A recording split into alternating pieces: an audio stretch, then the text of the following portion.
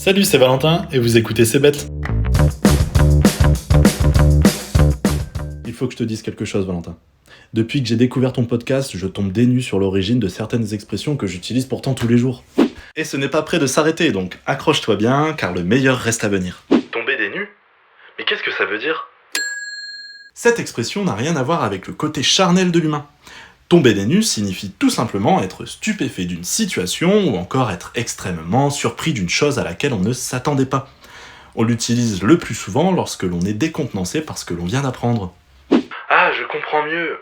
Mais pourquoi dit-on être tombé des nues dans ce cas ?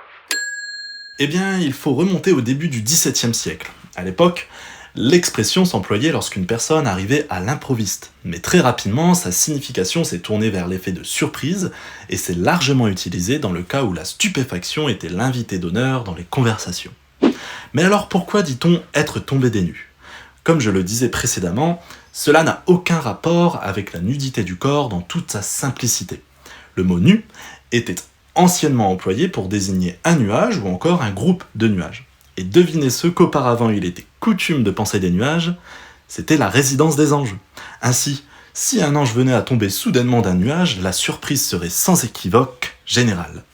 Les nuages ont en effet toujours eu une part de mystère dans leur forme, parfois humaine, animale, et ont toujours impressionné et étonné les plus petits comme les plus grands.